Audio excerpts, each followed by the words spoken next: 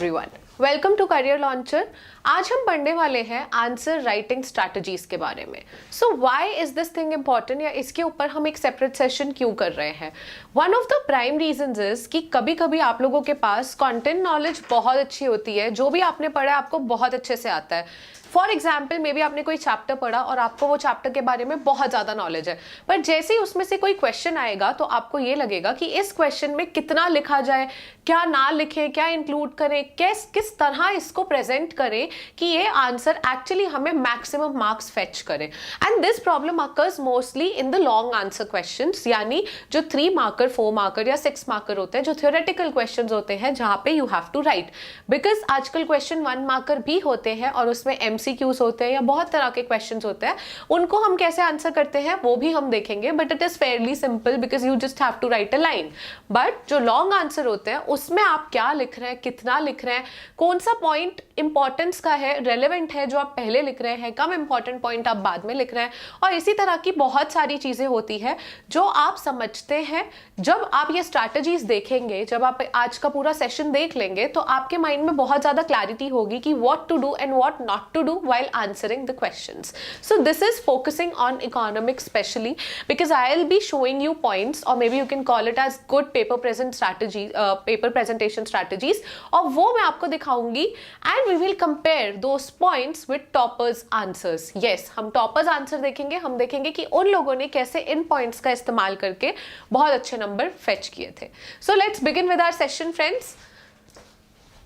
Okay, so हमारा session आज divide होने वाला है। सबसे पहले we'll talk about paper pattern. तो पेपर पैटर्न किस तरह का हो सकता है, सैम्पल पेपर क्या कह रहा है कि इस बार पेपर पैटर्न कैसा होगा आपका, उसके बाद आपकी paper presentation strategies and then exam to dos. लेकिन यहाँ जो नहीं है वो है बोनस जो आपको एंड में मिलेगा।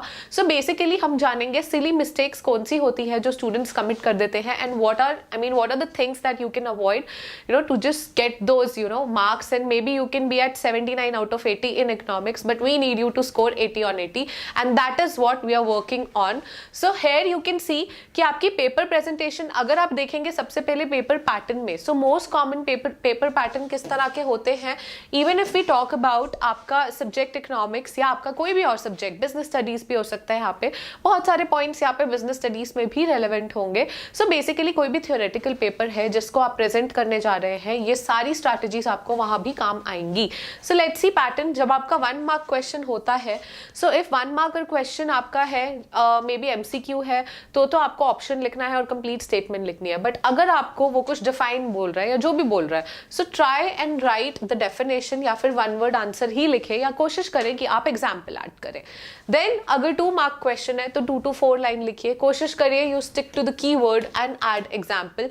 Adding example is very important when it comes to 1 mark और 2 मार्कर क्वेश्चन, और even 3 marker question, in every marker question basically. लेकिन जो लॉन्ग आंसर होते हैं उसमें आप एग्जाम्पल के साथ साथ डायग्राम भी ऐड करते हैं। इकोनॉमिक्स में you can make diagram. So basically मैं आपको लास्ट में एक टिप बताऊंगी, या हम अभी भी उसकी बात करेंगे व्हेन वी मूव टू से 3 और 4 मार्कर। सो 3 और 4 मार्कर अगर होते हैं, so if 3 marker question is there, try and incorporate 3 to 6 lines at least 3, maximum 6. Okay, if time permits, if you have lot of knowledge, don't just incorporate in one question because you have to manage your time well in answering all the questions. Okay, then 4 to 8 lines लिखिए 4 marker questions में।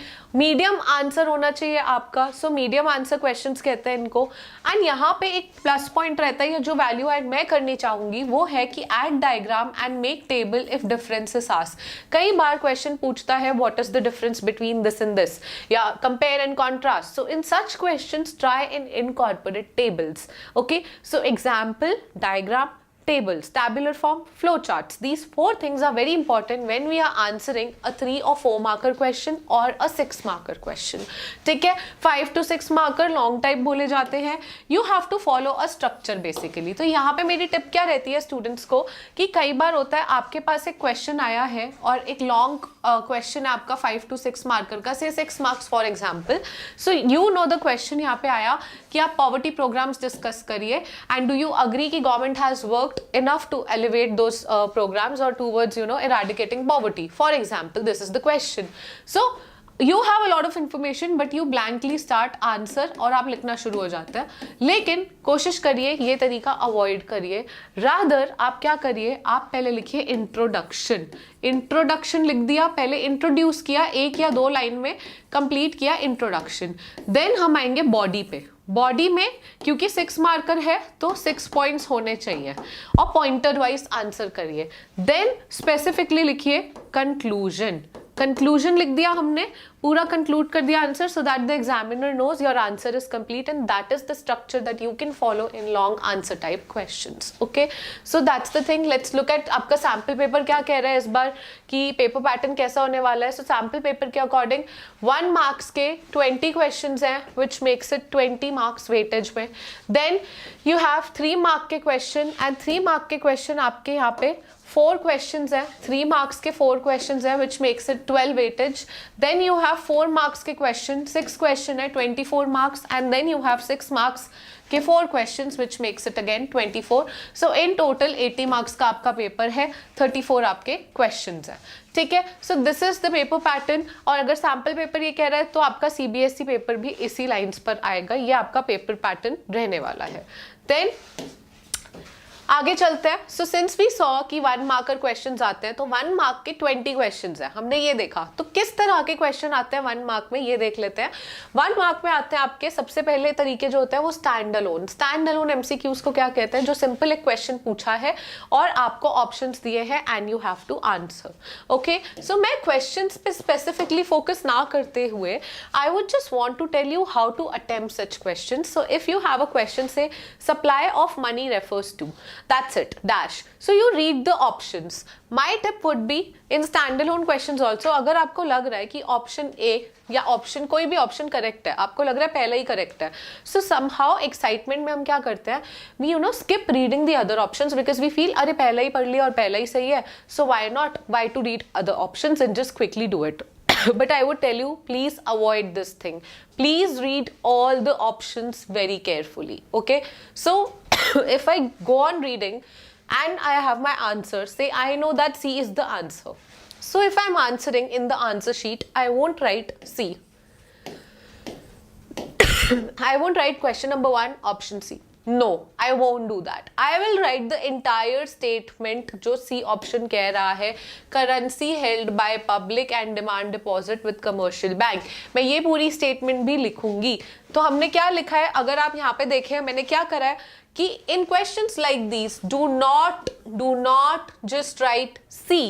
However, write C and the entire statement. Okay, this is how you answer 1 mark standalone questions and same pattern would apply to other ones also. Then there is reason and assertion question. So reason और assertion question में क्या होता है, आपको ध्यान देना है कि रीजन और असर्शन क्वेश्चन में हम लोग को देखने को मिलता है कि आपको एक असर्शन दी है, ठीक है, आपको एक स्टेटमेंट दे दी, एक्स पोस्ट इन्वेस्टमेंट और समथिंग, आपको एक असर्शन स्टेटमेंट दे दी है और एक रीजन स्टेटमेंट दे दी है। अब वो पहले तो आपको आपके यहाँ पे ना 2-3 चीजें होती हैं जो आपको फोकस करने होती है, स्पेशली इस तरह के क्वेश्चंस में। सबसे पहले देखिए कि असर्शन स्टेटमेंट जो ए है, if that statement is correct और not. Okay, so if you focus if the statement is correct or not, that means आपको पहले ही पता लगेगा, क्योंकि आप ऑप्शंस देखिए, ऑप्शंस में दिया है assertion, reason true and reason is the correct. so 2 चीजें देखनी होती है। सबसे पहले देखना होता है दोनों स्टेटमेंट करेक्ट है, कोई एक करेक्ट है या दोनों इनकरेक्ट है, ठीक है, उसी में ऑप्शन एलिमिनेट होने लगता है। और अगर दोनों करेक्ट है तो क्या जो आपका रीजन है, रीजन करेक्ट रीजन है पहली वाली स्टेटमेंट का, या रीजन स्टेटमेंट करेक्ट है पर वो एक्सप्लेन नहीं कर रहा पहली स्टेटमेंट को। ये 2 चीजें आपको बाद में देखनी होती है। सो सबसे पहले क्या देखना होता है, दोनों स्टेटमेंट सही है या नहीं है, ठीक है। तो अगर मैं देखूं तो यहाँ पे मैं अगर असर्शन स्टेटमेंट पढ़ूंगी, सबसे पहले असर्शन स्टेटमेंट पढ़ के मैं फिगर आउट करूंगी कि ये वाली सही है या नहीं है। तो मुझे लगेगा ये सही नहीं है तो मैं यहाँ पे क्रॉस कर दूंगी, अगर मुझे लगेगा ये सही है मैं यहाँ पे राइट कर दूंगी, ठीक है। अगर मैंने यहाँ राइट करा है if I think this is correct I will read the reason, reason पढ़ लिया, रीजन भी मुझे करेक्ट लग रहा है। नाउ अब मुझे ना ये कंफ्यूजन हो रही है कि रीजन करेक्ट रीजन है स्टेटमेंट का, असर्शन का या नहीं है। तो मैं क्या करूंगी, 2 तरीके मैं बताती हूँ स्टूडेंट्स को।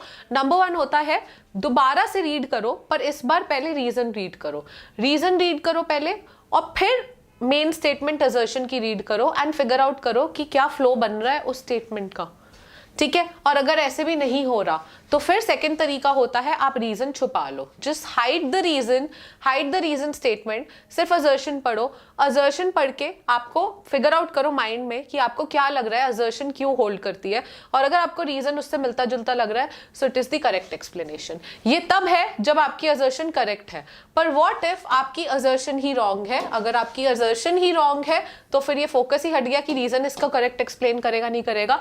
तो अगर असर्शन रॉन्ग है तो आपका असर्शन इज फॉल्स वाला स्टेटमेंट तो आ गया, और रीजन आपको देखना है ट्रू है या नहीं है, रीजन यहाँ पे ट्रू है। तो अगर ये वाले क्वेश्चन सॉल्व हो गया है ऐसे, इसमें भी हम खाली डी नहीं लिखेंगे, but we will write D assertion is false, reason is true, पूरी स्टेटमेंट लिखनी है, ठीक है। I hope this is clear. Then we move to the next kind of question. Statement based question आते हैं जिसमें दो तरह के क्वेश्चन होते हैं।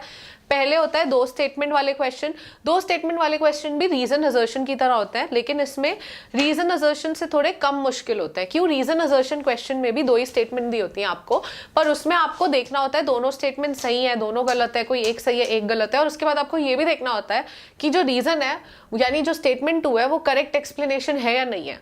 लेकिन यहाँ पे ऐसा कुछ भी नहीं है, यहाँ पे आपको बस ये देखना है कि स्टेटमेंट 1 स्टेटमेंट 2 में से कौन सी करेक्ट है, दोनों करेक्ट है या कोई एक इनकरेक्ट है। आपको ये नहीं देखना कि कोई किसी को एक्सप्लेन कर रहा है नहीं कर रहा है, इसलिए ये क्वेश्चन थोड़े से लाइट होता है as compare to reason assertion question, ठीक है। सो यहाँ पे आप इनको कैसे आंसर करते हैं? स्टेटमेंट 1 दिया आपको, स्टेटमेंट 2 दिया है, तो अब आपको यहाँ पे आपको दोनों स्टेटमेंट पढ़नी है। दोनों स्टेटमेंट पढ़ के आपको ऑप्शन पूछ रहा है statement 1 is true, 2 is false, 1 is false, 2 is true, then both 1 and 2 are true, both 1 and 2 are false। यही चीज देखनी है। अब मुझे पता चल गया कि both 1 and 2 are true, तो मुझे पता है कि C करेक्ट है, पर मैं यहाँ पे do not write only C, write C, both the statements are true, पूरी लाइन लिखनी है। All right, so this is very important। Then we move to the next। Yes, statement base में ही second type होता है जहां पे आपको basically 4 statement दी होती हैं। अब यहाँ पे 4 स्टेटमेंट्स जो आपको दी होती हैं इन वाले क्वेश्चंस में you have to read all the statements, okay, but I'll be very practical with you। CBSE is not expecting that you would be knowing all the 4 statements, ठीक है। होगा कई बार कि सीबीएसई आपके साथ खेलेगा या फिर कुछ ट्रिक होंगी, उसमें क्या होगा, दे मे आस्क यू कि एक स्टेटमेंट में उन्होंने दे दिया कि करंट रेपो रेट इज 6.5% से हाइपोथेटिकली। अब you don't know if it's true और नॉट, आप नहीं पढ़ के गए हो, लेकिन वो आपसे एक्सपेक्ट नहीं कर रहे कि आपको वो स्टेटमेंट पता हो, ठीक है। कैसे? क्योंकि मोस्टली इन वाले क्वेश्चंस में एलिमिनेशन टेक्निक यूज हो जाती है। कैसे? जैसे अगर आप फॉर एग्जांपल यहाँ पे देखेंगे तो आपको पता चलेगा, okay, try and see, maybe आपने ना स्टेटमेंट रीड करनी शुरू की, आपने फर्स्ट स्टेटमेंट रीड करी, Reserve Bank of India injects more money in circulation, ठीक है। क्या था? Money supply increase, money supply increase कब हो रहा है? तो रिजर्व बैंक इंजेक्ट कर रहा है मोर मनी, ठीक है। मुझे लगा ये सही है स्टेटमेंट, ठीक है। अगर ये स्टेटमेंट सही है तो मुझे पता है 1 सही है, इसका मतलब 1 तो 3 ऑप्शन में आ रहा है, तो मेरा ये ऑप्शन जाता है ना सिर्फ, लेकिन अभी भी मैं कंफ्यूज रहूंगी, तो मेरे को आंसर नहीं मिला है अभी तक, ठीक है। आंसर नहीं मिला है पर मुझे ये पता है कि 1 सही है। 2, the commercial bank expands there credit operation, ठीक है, मुझे 2 भी पता है सही है, 2 भी अभी 3 ऑप्शंस में आ रहा है, 2 भी पता है सही है। 3rd, टैक्स रेट रिड्यूस, मैं कंफ्यूज हूं इस वाली स्टेटमेंट में, I am little confuse, so I am not sure, ठीक है। पर मुझे पता है रिजर्व बैंक ऑफ इंडिया अगर बैंक रेट इंक्रीज करेगा तो मनी सप्लाई तो इंक्रीज नहीं होगी, मुझे डेफिनेटली पता है ये रॉन्ग है। अब अगर ये रॉन्ग स्टेटमेंट है, इसको एलिमिनेट कर दो ऑप्शन से, 4 रॉन्ग, 4 रॉन्ग, 4 रॉन्ग, सो मेरे ऑप्शन देखे आपने, तो मैं अपने आप सही आंसर पर आ गई। अगर मुझे सिर्फ इतना भी पता था इस क्वेश्चन में कि 4th स्टेटमेंट रॉन्ग है और मुझे बाकी तीनों स्टेटमेंट का कोई आइडिया नहीं था, तो भी आई arrived at the correct answer, okay, so that is what CBSE expects you to do। elimination technique holds, but elimination technique is also a smart strategy। it is not something कि तुक्का भिड़ा रहे हैं आप, it is based on what you have studied। so अगर आपको 4th ना पता होता तो आप कुछ भी एलिमिनेट करोगे, एलिमिनेशन कुछ भी लग जाएगा, 3 3 3 भी तीनों में, अगर आपको गलती से लगेगा 3 है तो भी आप गलत आंसर पे आओगे। So don't just think कि elimination would work in everything. No, it doesn't. You have to know the content. कुछ तो पता होना चाहिए. That is why it is called a smart strategy. Okay, that is smart work. So I'm just awareing you with this trick. If at all it works, because अगर आपको कोई confusion या कुछ नहीं समझ आ रहा है तो ही it would work. Otherwise it won't. So तुक्का नहीं मारना. अगर चारों स्टेटमेंट नहीं आती है, कुछ नहीं समझ आ रहा है, better leave the question. Okay, और else attempt only when you are very sure. ठीक है, then okay, now we'll move to good paper presentation strategies. So these strategies hold true for 3 marker question, 4 marker question, 6 marker questions. Okay, so 1 mark का हमने पढ़ लिया. अब 3, 4 और 6 की बातें कर लेते हैं. So सबसे पहली strategy है answer the question in the first line followed by the points to explain. Okay, what does this mean? Okay, so क्या होता है, कभी कभी मैंने आपसे क्वेश्चन पूछा कि you know has government implemented enough poverty alleviation programmes and working their way through eradicating poverty. ठीक है, मैंने आपसे पूछा डू यू अग्री. तो मैंने आपसे डू यू अग्री पूछा है. अब आपने क्या किया, आपने ना गवर्नमेंट के पॉवर्टी प्रोग्राम्स लिखने चालू कर दिए. आपने यहाँ पे कहा poverty alleviation programmes by government और उसके बाद आपने लिख दिया आंसर. और डू यू अग्री पूछा था मैंने, तो इन अ वे आप अग्री कर रहे हो. आपने प्रोग्राम लिखे और कहीं बीच में आपने नीचे को लिख दिया so I think that government has implemented ये वो. But be very specific. आपसे क्या पूछा गया है, do you agree. So if they have asked you do you agree, so please just tell them in the first line itself, yes I agree with the statement that government has worked enough in eradicating poverty through elevation programs. Following are the programs. और जो importance में सबसे ज़्यादा programme है वो लिखना शुरू करो. 1, फिर पॉइंट्स में 2, फिर पॉइंट्स में 3, फिर 4. और may be you can also draw a flow chart. Flow chart कैसे, मे बी आपने फॉलोइंग आर द प्रोग्राम्स लिख दिया यहाँ पे और उसके बाद आपने यहाँ पे बॉक्सेस बना दिए. बॉक्सेस में आपने प्रोग्राम लिख दिए, अलग अलग अलग अलग पॉवर्टी एलिवेशन प्रोग्राम लिख दिए और उसके नीचे उन प्रोग्राम का नाम लिख दिया आपने यहाँ पे और इसके नीचे इसको एक्सप्लेन कर दिया थोड़ा थोड़ा करके. और उसके बाद आपने कंक्लूजन लिख दी कि government has worked its way through in eradicating poverty and we will be soon achieving the mission करके आपने आंसर पूरा फॉर्म कर दिया. बट आपने पहली ही लाइन में बोला yes you agree, which is very important. All right, so this thing is very important. Let's look at the toppers answer. So topper ने यहाँ पे कोई क्वेश्चन रहा होगा, हमें क्वेश्चन नहीं पता, बट थिंक ऑफ इट. उन्होंने पहले ही स्टेटमेंट में आंसर लिख दिया है. The statement, and you can also make out the question from here. So it's written, the statement government budget of a country cannot have fiscal deficit without existence of revenue deficit. ये statement रही होगी कोई question में. तो उन्होंने कहा है the statement this is refuted because of the following reason. पहले ही लाइन में लिख दिया is refuted. तो एग्जामिनर ने कहा ठीक है भाई इसको आंसर आता है, इसने रिफ्यूट किया स्टेटमेंट, अब इसके रीजन हम पढ़ सकते हैं. और फिर उन्होंने पॉइंट वाइज यहाँ पे रीजन लिखने शुरू करे. So they've answered the question in the first line itself, which is very important. Okay, so this thing is very important. Then okay, second point, give reasons point wise with most important point mentioned first. So at times होता है कोई question में they're asking us certain things and हमारे पास 5 points है और 6 points है 6 marker के लिए, 3 points है 3 marker के लिए और 4 points है 4 marker के लिए. So they've asked us this question and I think one point is very important that examiner should definitely know. तो मैं उस पॉइंट को 4th पॉइंट पे नहीं लिखूंगी 4 मार्कर में, मैं उसको सबसे पहला पॉइंट लिखूंगी ताकि की फोकस जो है एग्जामिनर जो सबसे पहले मेरा आंसर पढ़ रहा है उसका सबसे पहला फोकस इंपॉर्टेंट पॉइंट पर जाए. उसके बाद I will follow it with other points. Okay, so that is crucial, that is very important. So we can look यहाँ पे the major challenges that power sector faces today are. So उन्होंने यहाँ पे point wise explain कर दिए हैं अपने reasons. ठीक है, सो that is the second point. Then you have third point, underline or put a box around keyword or important points. So underline.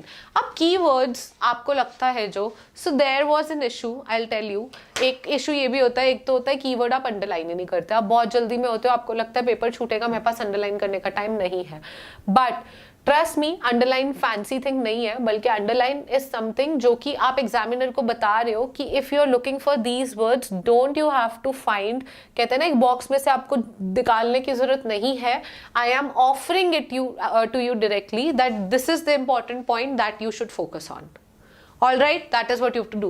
But there's another problem which students are facing these days, that they're not able to identify what is the keyword and then वो सब कुछ ही underline करने लग जाते हैं. तो भाई सब कुछ ही अंडरलाइन करना है, so examiner would not know कि क्या बताना चाह रहे हो आप, क्योंकि आपने सब कुछ तो लिखा भी हुआ है. अंडरलाइन हम वो करते हैं जो कि हम स्पेशल फोकस चाह रहे हैं कि इस वर्ड पे एग्जामिनर का अटेंशन जाए. So you cannot underline everything and that will only go with practice. ठीक है, practice करना is very important. All right, so see यहाँ पे एग्जामिनर ने आप देखेंगे अगर, so student ने यहाँ पर क्या किया है, student ने यहाँ पर keywords, limited resources, alternate uses, different unlimited wants, scarcity of resources, important keywords उन्होंने underline किए. And the interesting thing is कि एग्जामिनर ने भी वो अंडरलाइन वर्ड्स, उनको पता है कीवर्ड है और वो करेक्ट है, इसलिए एग्जामिनर ने भी उसी पे टिक किया हुआ है. If you can C, examiner ने भी वही टिक किया है. एग्जामिनर न्यू इस बच्चे को आता है, इसने इंपॉर्टेंट पॉइंट लिखे हैं, उन्होंने भी उसी को टिक किया and he got the marks. ठीक है, पुट अ बॉक्स से मेरा क्या मतलब है, you can see how one can put a box around answer. So you can put a box around answer. जो भी न्यूमेरिकल क्वेश्चन करते हो, न्यूमेरिकल क्वेश्चन में कई बार होता है कि आपने सॉल्व किया फॉर्मूला लगा के, तो आपने यहाँ पे भी जीडीपी एमपी का फॉर्मूला लगाया हुआ है.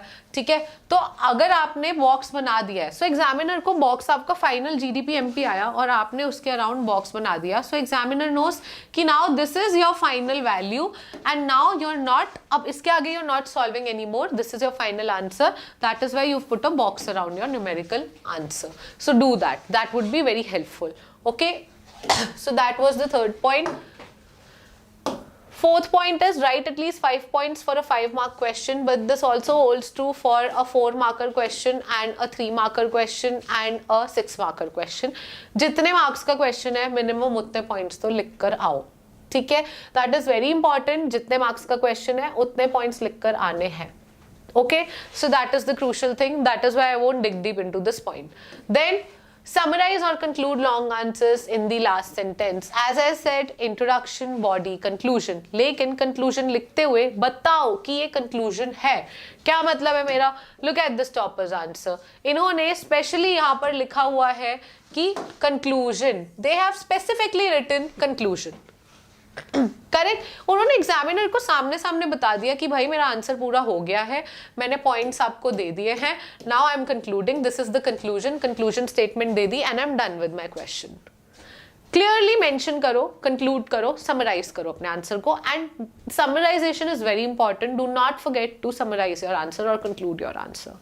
ठीक है, that is important. Then let's move to the next point. Neat and label diagrams and flowcharts with headings above the diagram.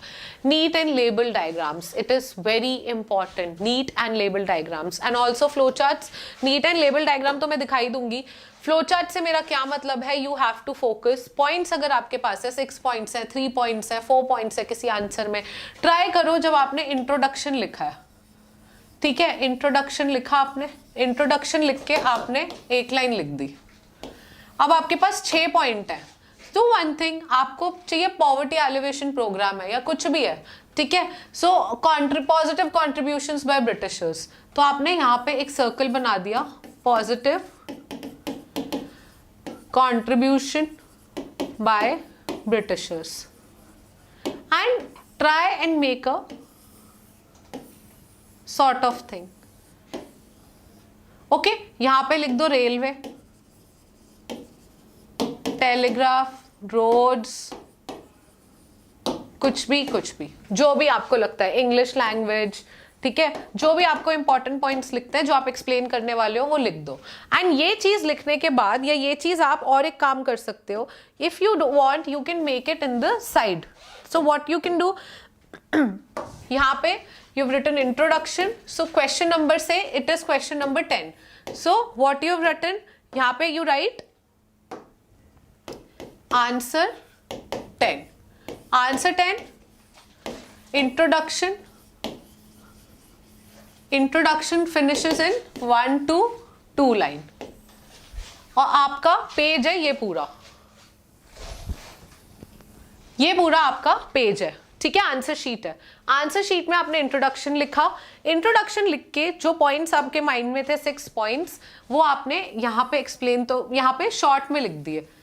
ये फ्लो चार्ट नहीं है, ये फ्लावर टाइप है, लेकिन आप ऐसे ही डायग्राम्स बना सकते हैं जहाँ पे ग्राफ्स नहीं बन रहे।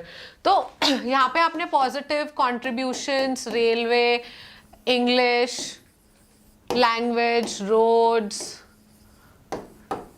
टेलीकॉम एटसेट्रा एटसेट्रा अपने पॉइंट्स यहाँ पे बता दिए शॉर्ट में। उसके बाद आपने यहाँ पे मोस्ट इंपॉर्टेंट पॉइंट लिखना शुरू किया, जैसे 1 हो गया रेलवे। अब आप रेलवे लिख रहे हो तो रेलवे को या तो अंडरलाइन करो या उसके अराउंड बॉक्स बनाओ और फिर उसको एक्सप्लेन करो।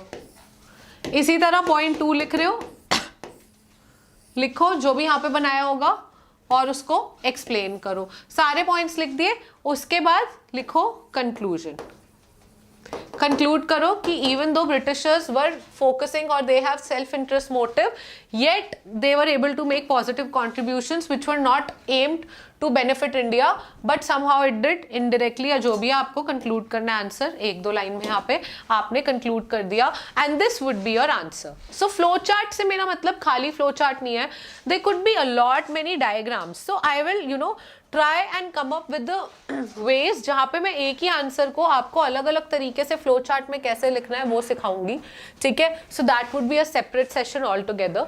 अब नीट एंड लेबल डायग्राम से मेरा क्या मतलब है, यहाँ पे आप बच्चे को देखिए, यहाँ पे उसने नीट एंड लेबल डायग्राम किस तरह बनाया हुआ है, जस्ट लुक फॉर योरसेल्फ। उन्होंने सबसे पहले स्टूडेंट्स की प्रॉब्लम होती है वो जल्दी जल्दी में एक्स और वाई एक्सेस ही नहीं लिखते, एक्स एक्सेस वाई एक्सेस लिखना बहुत इंपॉर्टेंट है। देन एक्स एक्सेस क्या दिखा रही है वो लिखना जरूरी है, वाई एक्सेस क्या दिखा रही है वो लिखना जरूरी है। उसके बाद आपके ग्राफ में, ग्राफ किस चीज का है, एसएस है, सप्लाई है, ठीक है, डिमांड, तो क्या बोल रहा है वो लिखना जरूरी है। एंड उसके बाद यहाँ पर ग्राफ्स और लाइंस क्या दिखा रही है, एसएस क्या दिखा रहा है, एस1 क्या दिखा रहा है, डीडी क्या दिखा रहा है, ये सब आपने मेंशन किया है। सो this is a very neat and a label diagram. A label diagram is very important. So I will be very honest with you, examiner को क्या होता है ना, आप अगर प्रॉपर डायग्राम दे रहे हो, प्रॉपर लेबलिंग कर रहे हो और बहुत अच्छे से इन्फॉर्मेशन दे रहे हो, सो इवन इफ आपने कोई पॉइंट मिस कर दिया कहीं पर, आपका डायग्राम बहुत ही सेल्फ एक्सप्लेनेटरी है, you will get all the marks, ठीक है, you will get all the marks. What will happen यहाँ पे, अब यहाँ पे अगर आप एक और डायग्राम देखो, so I've included one more example, look at this, so they have also included this, and यहाँ पे इतना सेल्फ एक्सप्लेनेटरी डायग्राम है ये कि उन्होंने शिफ्ट भी दिखाया हुआ है कि ये शिफ्ट इधर हुआ है, और जो न्यू शिफ्टेड लाइन है वो उन्होंने डॉटेड लाइन बनाई है। So if you think of the minor things ना, आप नोटिस करोगे सब, तो उन्होंने डॉटेड लाइन बनाई है न्यू, उन्होंने शिफ्ट दिखाया राइटवर्ड, उन्होंने राइटवर्ड एरो बनाया यहाँ पे, जो गैप है वो एक्सेस सप्लाई है, उन्होंने ये तक लिखा है, उन्होंने इंक्रीज इन सप्लाई बताया, अगर वो ना भी बताते तो उन्होंने एरो से दिखाया हुआ है, उन्होंने सारे पॉइंट्स मेंशन किए हैं, equilibrium, new equilibrium, dotted line से न्यू पॉइंट मेंशन किए हुए हैं, Q1 एक्स एक्सिस क्या दिखा रही है, वाई एक्सिस क्या दिखा रही है, ये वाई एक्सिस है, ये एक्स एक्सिस है, एवरीथिंग इज लेबल्ड। एंड अगर कुछ रह गया है तो सब यहाँ लिखा है, ओपी ओरिजिनल प्राइस है, ओक्यू ओरिजिनल क्वांटिटी, डीडी क्या है, D1 तो उन्होंने सब कुछ लिखा है। So basically this is such a self explanatory diagram, even though I don't know the question, even though I have not seen the points that has been written by this student, still I will try and give almost full marks because of the labeling and neatness and the self explanatory diagram. Okay, that is why it is very important. Then let's move to the next point. Write neatly and legibly, leave spaces in between. So I'm not asking you to change your handwriting because obviously अब इतना time में नहीं हो पाई, तो अभी अचानक से boards के टाइम तो नहीं होगी, ठीक है। अनरियलिस्टिक एक्सपेक्टेशंस मेरी भी नहीं आप लोगों से, लेकिन इंपॉर्टेंट क्या है यहाँ पे, आपकी राइटिंग कैसी भी है लेकिन आप थोड़ा लेजिबली लिखिए, आप कोशिश करिए कि सामने वाले को समझ आए। अब बिल्कुल भी आपको डॉक्टर की तरह प्रिस्क्रिप्शन लिखने की जरूरत नहीं है, ट्राई एंड जस्ट राइट इन अ वे कि राइटिंग कैसी भी हो बट सामने वाले को थोड़ी समझ आ जाए। एंड स्पेसेस दो बीच में, खिचड़ी नहीं पकानी, एक साथ बहुत ज्यादा क्लमजी नहीं करना, आंसर शीट भर नहीं देनी, आपको और शीट मिल जाएगी, आप मांगेंगे एग्जामिनर से, बट स्पेसेस छोड़ते चलिए। सो लेट्स सी एक टॉपर का आंसर यहाँ पे कि how has he left the spaces, look at this. So this is such a beautiful answer. उन्होंने यहाँ पे law of diminishing marginal utility लिखा है, एक लाइन छोड़ी है, उसके बाद उन्होंने इंट्रोडक्शन लिखा है, मैंने कहा ना इंट्रोडक्शन बॉडी कंक्लूजन, उन्होंने इंट्रोडक्शन लिखा है, उन्होंने 2 लाइन में इंट्रोडक्शन लिखा, he is left space, then he is explain meaning, he is left space. उसके बाद assumptions लिखे, लेकिन जहां जहां स्पेस की जरूरत है नीटली लिखा है। अब नीटली से मेरा मतलब ये नहीं होता सुंदर हैंड राइटिंग, नीट से मतलब होता है सामने वाले को समझ आ जाए उतना लिख दो, एंड स्पेसेस छोड़ दो बीच में, तो ऑटोमेटिकली आंसर आपका थोड़ा बेटर लगने लगता है। So focus on that, okay, this is important. Then if we focus on the next point, do not forget to write question number on the top left corner. So top left corner में question number लिखना बिल्कुल भी नहीं भूलना है। look for this, answer number 10 उन्होंने top में लिखा है, उसके बाद ही started with the answer. So question number हमेशा लिखना है so that examiner knows कि आप कौन से question की बात कर रहे हो, ठीक है। Then what would be the next point? Draw a line at the end of answer to tell examiner that answer is complete. Okay, so not a lot many toppers have followed this strategy, but this would be my personal advice to all of you that please draw a line after every answer. What happens is कि हम लोग answer sheet हमारी होती है ना, so I'll show you कि what am I trying to say. आपने answer sheet है आपकी, ये आंसर शीट एक साइड है आंसर शीट का और ये दूसरा साइड है। अब आपने एक लंबा आंसर शुरू किया है यहाँ से, आपने आंसर नंबर 10 शुरू किया, आपका इंट्रोडक्शन चल रहा है, फिर आपकी बॉडी चल रही है पॉइंट्स, फिर आपकी कंक्लूजन रह गई, कंक्लूजन में भी आपने नेक्स्ट पेज पे दिया है, पर एग्जामिनर को लग सकता है कि आपका आंसर यही खत्म हो गया है, आपने कंक्लूजन नहीं दिया या कुछ है। तो आपको क्या करना है, उसको स्टार्टिंग में बता देना है, जब आपने यहाँ कंक्लूजन लिखी उसके बाद नीचे एक लाइन बना दो आंसर के बाद, फिर आपने एक और आंसर लिखा, उस आंसर के बाद लाइन बना दो। जब आप हर आंसर के बाद लाइन ड्रॉ करोगे सो एग्जामिनर को पता होगा कि अब ये बच्चा जो है इसका हर आंसर कंप्लीट होने के बाद एक लाइन है, तो ये अगर लाइन नहीं है इसका मतलब इसका आंसर कंप्लीट नहीं हुआ है and it has been followed on the next page, ठीक है। So one topper did follow the strategy if you see, so yes, so उन्होंने यहाँ पे अपना कोई आंसर उनका चल रहा होगा जहाँ पे उन्होंने सिग्निफिकेंस लिखी, पॉइंट लिख दिया, उसके बाद उन्होंने यहाँ पे लाइन ड्रॉ कर दी कि मेरा आंसर खत्म हो गया है। देन उन्होंने आंसर नंबर 5 लिखना शुरू किया, आंसर नंबर 5 समझाना शुरू किया, क्योंकि ये बीच पेज से शुरू हो रहा था न्यू वाला क्वेश्चन या न्यू आंसर, उनका आंसर 5, इसलिए उन्होंने यहाँ लाइन बनाई।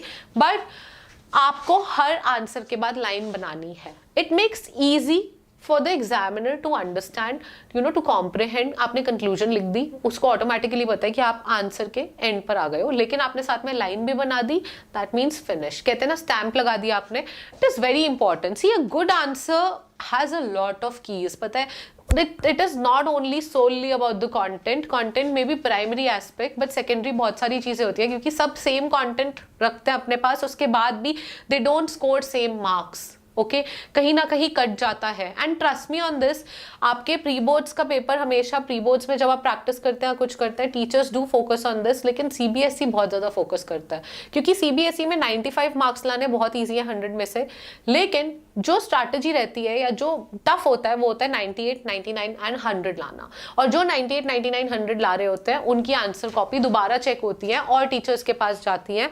सो if you want to fetch those marks 98, 99 and 100, though we are aiming at 100 but we want to lie in that bracket, okay, plus minus, so if we are in 98 to 100 ka bracket, we don't have like any option to leave any of the points, okay, we have to focus on each and every point. Then you can see the next point, which is align points and difference questions, okay, so before digging deep here I would tell you difference का कोई भी question है tabular form का, normally aspect क्या होता है, normal aspect scenario होता है कि आपने difference बनाया से यहाँ पे आपने difference बनाया qualitative measures, मनी सप्लाई के क्वांटिटेटिव मेजर्स, ठीक है, और आपने पॉइंट्स लिखने शुरू कर दिए, ये नॉर्मल तरीका होता है। अब मैं आपको अपना तरीका बताती हूँ कि आपको मेरे हिसाब से क्या करना चाहिए। आपको मेरे हिसाब से यहाँ पे so you should just draw a box table sort of stuff, but अब आपको क्या करना चाहिए, यहाँ पे 3 कॉलम बनाने चाहिए।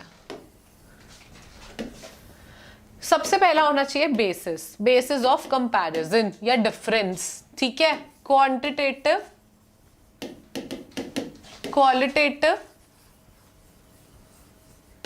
अब बेसिस है, जैसे सबसे पहले आप डेफिनेशन है, डेफिनेशन के बेसिस पे आप डिफरेंस कर रहे हैं या कंपैरिजन कर रहे हैं, तो आपने डेफिनेशन लिख दिया, यहाँ डेफिनेशन लिखी, इसकी लिखी, इसकी लिखी। अब आपने क्या किया, आपने पहले पॉइंट के बाद लाइन ड्रॉ कर दी, ठीक है। सेकेंड पॉइंट ऑफ कंपैरिजन आपका मे बी है how it increases money supply या टूल्स। टूल्स क्या होते हैं, ठीक है, टूल्स क्या होता है, क्वालिटेटिव टूल्स क्या होते हैं, क्वांटिटेटिव टूल्स क्या होते हैं, आपने यहाँ पे लिखे, यहाँ लिखे, उसके बाद आपने इस पॉइंट के बाद भी लाइन ड्रॉ कर दी, ठीक है। उसके बाद आपने थर्ड कंपैरिजन बेसिस लिखा, इंक्रीज इन मनी सप्लाई कैसे होता है वो आपने यहाँ लिखा, यहाँ लिखा, फिर आपने लाइन ड्रॉ कर दी, फिर डिक्रीज इन मनी सप्लाई लिखा, उसके बाद आपने यहाँ पे पॉइंट्स लिखे। इस तरह से अगर आप बनाएंगे so this would be easy for the examiner, उसको पॉइंट नहीं ढूंढने पड़ेंगे कि कहाँ क्या है, उसको पता है कि कौन से बेसिस पे आपने डिफरेंस करा है या कंपैरिजन करा है, और उसके बाद आपने उस पर पॉइंट्स लिखे और हर पॉइंट के बाद लाइन ड्रॉ किया। So this is very organized way, ठीक है। I couldn't find it any toppers answer, otherwise I would have showed you. And alignment से मेरा मतलब क्या है, अलाइनमेंट से मेरा सबसे सिंपल मतलब यही है कि कई बार होता है कि आप पॉइंट्स लिख रहे हैं डिफरेंस के, जैसे मैंने कहा लाइन ड्रॉ करिए, कई बार आप पॉइंट लिख रहे हैं, पॉइंट 1 आपने यहाँ लिखा, यहाँ खत्म हुआ, और पॉइंट 2, चलो मैं आपको टॉपर आंसर से दिखाती हूँ what I am trying to say. So यहाँ पे टॉपर्स आंसर है, यहाँ पे इनका क्वांटिटेटिव टूल क्वालिटेटिव चल रहा है, पॉइंट 1 है, पॉइंट 1 आपका खत्म हो रहा है, सो पॉइंट 1 आपका यहाँ खत्म हो रहा है और पॉइंट 1 आपका इस साइड यहाँ खत्म हो रहा है। तो ऐसा नहीं कि यहाँ का पॉइंट 2 आप यहाँ से शुरू कर दो, नो, जहां दोनों खत्म हो रहे हैं बेसिकली यहाँ आप एक लाइन ड्रॉ करो और उसके बाद सेम लाइन से सेकेंड पॉइंट शुरू करो, फिर सेम जगह खत्म होगा, सेम लाइन से थर्ड पॉइंट शुरू करो। अलाइनमेंट, ठीक है, that is what I mean by alignment, and same alignment should be there in the numerical questions as well. What do I mean by it? So I'll share the personal experience that, you know, my maths teacher in class 11 12th, so I used to attempt all the question very well, still she doesn't used to give me full marks, and मेरी उनसे debate होती थी कि ma'am why are you not giving me full marks। उनका एक बहुत अच्छा advice होता था मेरे लिए, जो मैं आप लोगों से भी शेयर करना चाहूंगी आज। जो क्या होता था कि आपने कुछ लिखा, जैसे आपको मल्टीप्लायर का क्वेश्चन है, ठीक है, सो आपको फॉर्मूला दिया है, आपको वैल्यूज दिया है, अब आपने मल्टीप्लायर के क्वेश्चन में लिख दिया कि डेल्टा, आपने मल्टीप्लायर में लिखा k is equal to delta Y by delta I, यहां आपने पहली लाइन में ये लिखा, दूसरी लाइन में आपने इधर को लिख दिया k is equal to 200 by 20, तीसरी लाइन में आपने यहां लिख दिया k इज इक्वल टू 10। तो ये देखो कहीं कहीं कुछ भी लिख रहे हो, ठीक है। तो मेरी टीचर कहती थी कि आप ऐसे नहीं करोगे, आप अलाइनमेंट करोगे। अलाइनमेंट कैसे, इक्वल टू के नीचे इक्वल टू आना चाहिए। What do we mean by it? सबसे पहले तो आप सारी गिवन इन्फॉर्मेशन लिखो, एग्जामिनर को बता दो कि क्वेश्चन में गिवन क्या क्या है, एमपीसी गिवन है, आई गिवन है, कैलकुलेट ये करना है। उसके बाद इनका ये देखो k is equal to 1/1 minus MPC is equal to, अब बिल्कुल इसके नीचे ही उन्होंने इज इक्वल टू बनाया है, k इज इक्वल टू, तो उन्होंने बहुत अच्छे से यहाँ पे इक्वल टू के नीचे इक्वल टू किया है, and there is a proper alignment which is very important even in the numerical question. So try numerical questions में भी आप अलाइनमेंट फॉलो करो, इक्वल टू के नीचे इक्वल टू करो, एंड ओवरऑल जो है वो ढंग से हो, ऐसा नहीं कि ये वाला यहाँ पर लिख दिया, ये वाला कहीं और लिख दिया, don't do that. Okay, so this is very important. Then we have some additional tips. Do not give extra information. What happens is we've been asked pros and cons of something. So आपको pro याद आ रहे हैं, आपको सिर्फ pros पूछा है, आपको 3 point बनाना है पर आपको 2 याद आ रहे हैं, तो आपने तीसरे पॉइंट में जबरदस्ती कॉन भी लिखना शुरू कर दिए कि मार्क्स मिल जाए। Don't do that, don't give extra information just because आपको आता है, आपके पास कंटेंट है, इसका मतलब ये नहीं आप सब कुछ दे देंगे। You have to understand the demand of the question, what the question is asking, and then answer. Okay, what would be the other thing? Do not use short form और SMS language. SMS language मत use करो, जैसे कभी कभी हम लोग लिखते हैं तो मैं जल्दी जल्दी में लिख देती हूँ कंजम्पशन को हमें पूरा ऐसे लिखना चाहिए, पर मैं क्या लिख देती हूँ, मैं कभी कभी जल्दी में लिखती हूँ consumption. So this is wrong, this is right, ठीक है। आपको मार्जिनल प्रोपेंसिटी टू कंज्यूम लिखना है, आपको बार बार दिक्कत हो रही है, तो आपने पहले क्वेश्चन में शुरू किया, आपने लिखा मार्जिनल प्रोपेंसिटी टू कंज्यूम। अब आपको लग रहा है बार बार लिखना पड़ेगा, बहुत बड़ा है, तो आप ब्रैकेट लिखो एमपीसी फ्रॉम हेयर ऑन, ठीक है, और अंडरलाइन कर दो। उसके बाद से आप पूरे आंसर में हर जगह एमपीसी लिख सकते हो, nobody is stopping you, because पहले आपने बता दिया एग्जामिनर को कि marginal propensity to consume MPC है अब से, ठीक है, that is okay, but SMS language या शॉर्ट फॉर्म लैंग्वेज अवॉइड करनी है। Then while revising, tick off the completed questions in question paper. Okay, so we have come towards the end of the paper now. ठीक है, हमने paper में सारे points के ध्यान रख लिए। अब एंड में हमारे को रिविजन टाइम मिला है। What can we do is कि हम क्वेश्चन पेपर लेके बैठे, आंसर शीट लेके बैठे। क्वेश्चन पेपर में मैं देखती चलूँ, क्वेश्चन नंबर 1 मैं आंसर शीट में देखूँ 1 and then tick. Then question number 2 answer sheet में लिखा है तो क्वेश्चन नंबर 2 पे टिक। ये डबल चेक मैकेनिज्म है, क्योंकि कई बार होता है हम क्वेश्चंस लिख रहे थे 1 2 3, 4th मुझे नहीं आया, मैंने जगह छोड़ दी, 5th से शुरू हो गई और बाद में मैं भूल गई एंड में बड़े बड़े क्वेश्चन करते हुए। तो जब मैं डबल चेक करूंगी मुझे याद आ जाएगा कि मैंने 4th क्वेश्चन नहीं अटेम्प्ट किया है, otherwise I will miss it altogether. Okay, just to be doubly sure, just to double check, please tick off the questions in completed questions in the question paper.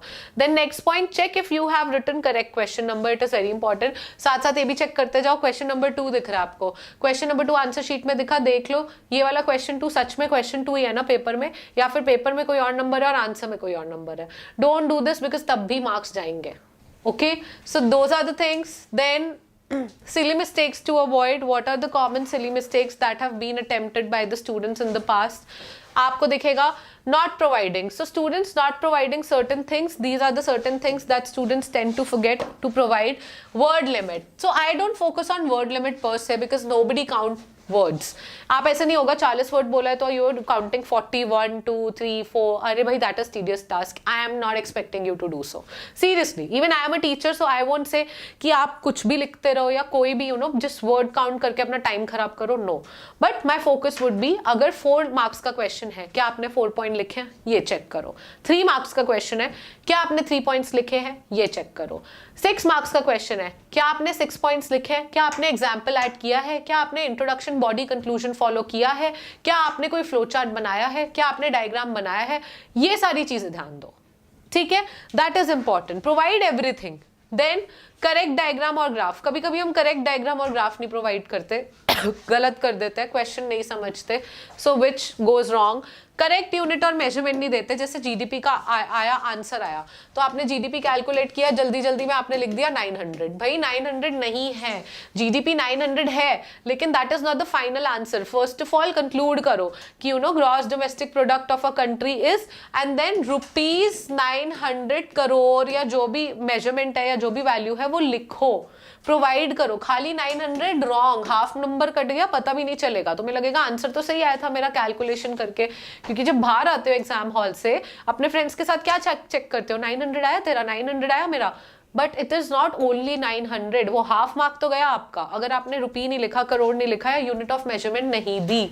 Okay, then correct formula provide कर दो भाई, correct formula. कभी कभी हम formula गलत लिख देते हैं तो आंसर सही लिखा है, मतलब कैलकुलेट सही किया है अपने कैलकुलेशन में, बट लिखते टाइम फॉर्मूले में गड़बड़ कर दी, सो डोंट डू दैट।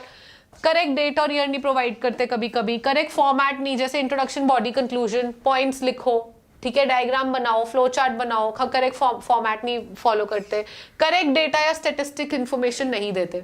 तो करेक्ट डेटा नहीं भी आपके पास, आपको एग्जैक्ट याद नहीं आ रहा कि कितने % पॉपुलेशन विलेज में रहती है, पर आपको अप्रोक्सीमेट याद है कि 75% to 85% रहती है, तो लिख दो मेजॉरिटी ऑफ द पॉपुलेशन। किसने मना किया है, लेकिन गलत डेटा मत दो, ठीक है, so that is important. Then okay, so read this question. There's a question you can if you can see, and ये इसकी writing बहुत ही weird है, but होती है ऐसी लोगों की writing, and there's a question, if you can see, what do you understand by parametric shift of a line? How does a line shift when slope increases and intercept increases?